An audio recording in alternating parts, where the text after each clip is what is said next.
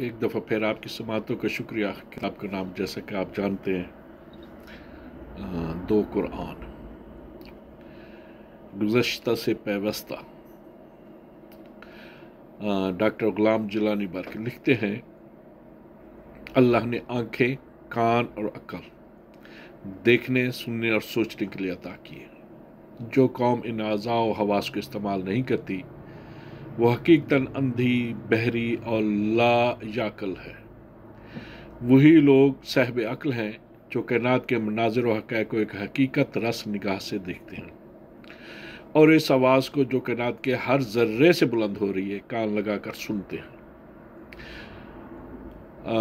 سورہ الحج آیت نمبر 46۔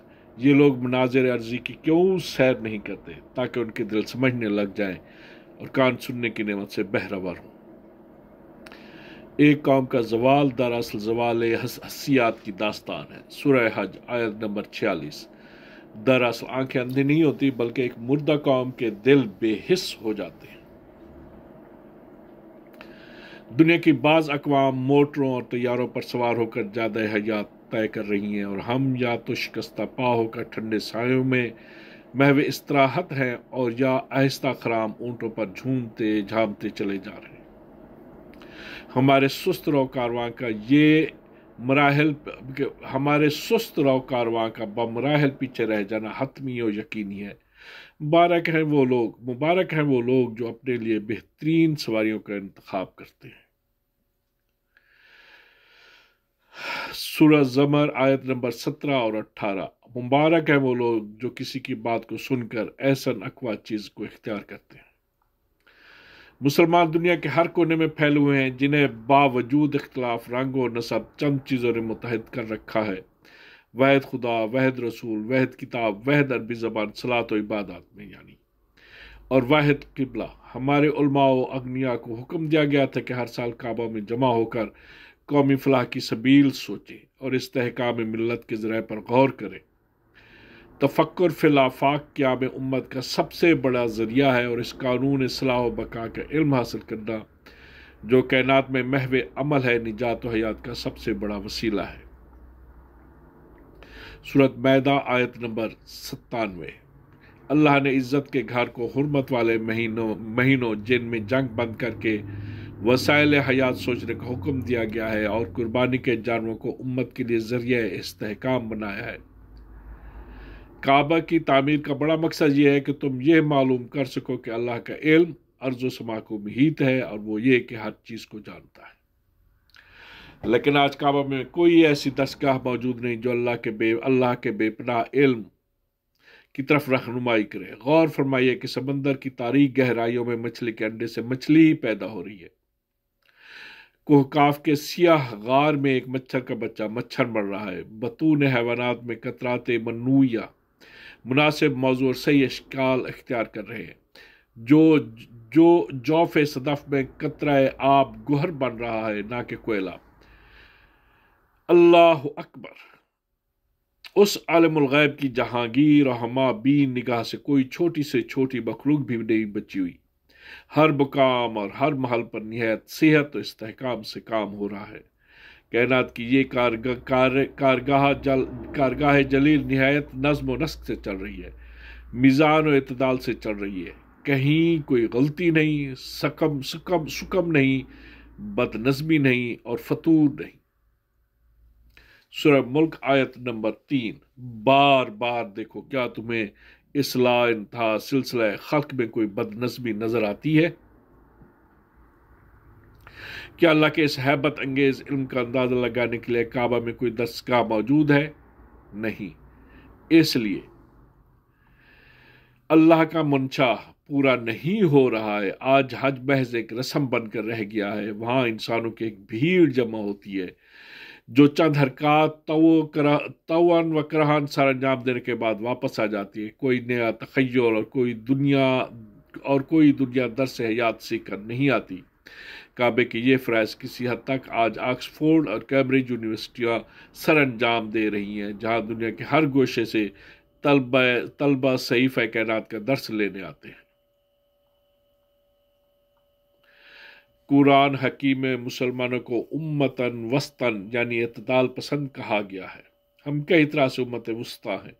ہم علوم مغرب یعنی یونان کو مشرق تک پہنچانے کا واسطہ بنے۔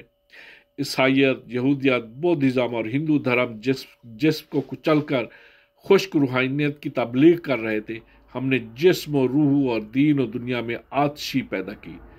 جن علماء طبی کو رومت الکبریٰ کے راہبان کچل رہے تھے، ہم نے انہیں اپنے دامن رافت میں پناہ دی اور مذہب و ایمان کا ہاتھ ان کے سر پر رکھا۔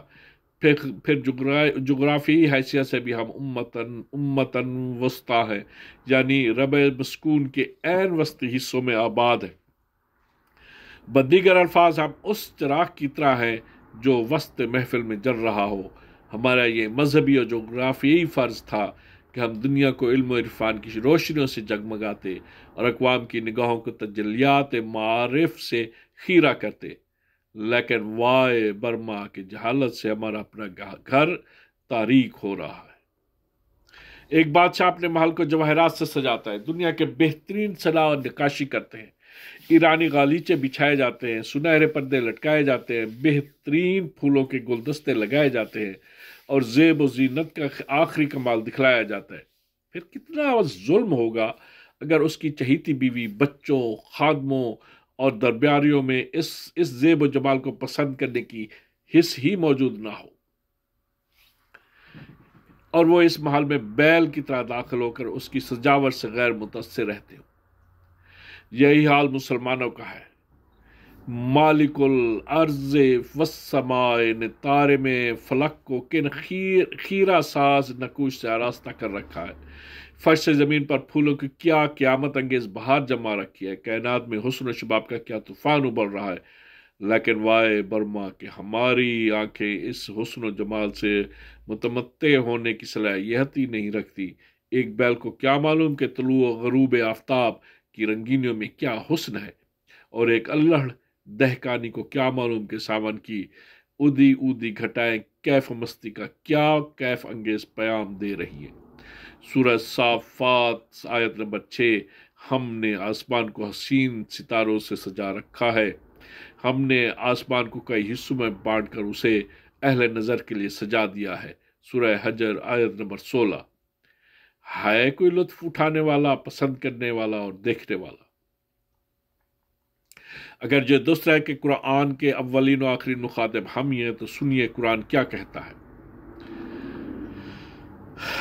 سورہ ابراہیم آیت نمبر 32-34۔ اللہ وہ ہے جس نے زمین و آسمان پیدا کیے، جس نے بارشیں برسا کر تمہارے لیے پھل تیار کیے، سمندروں میں الہی قانون سے تیرنے والے جہاز تمہارے قبضے میں دیے، نہریں تمہارے لیے مسخر کی، گھومنے والے آفتاب و مہتاب پر تمہیں حکمران بنایا، اور لیل و نہار کا سلسلہ تمہارے بس میں کر دیا، نیز تمہیں وہ سب کچھ دیا جس کی تمہیں تمنا تھی۔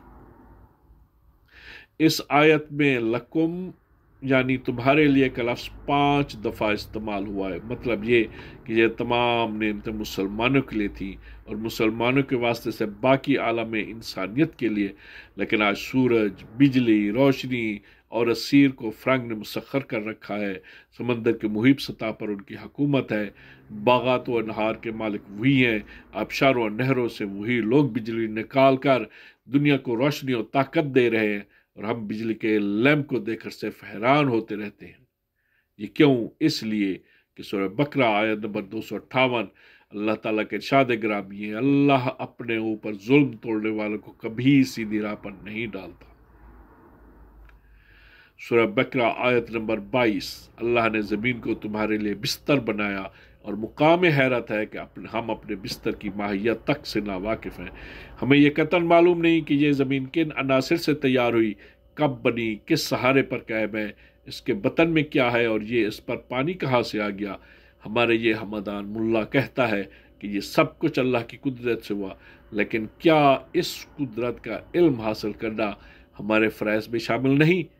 اگر نہیں تو اس ارشاد کے کیا معنی ہے؟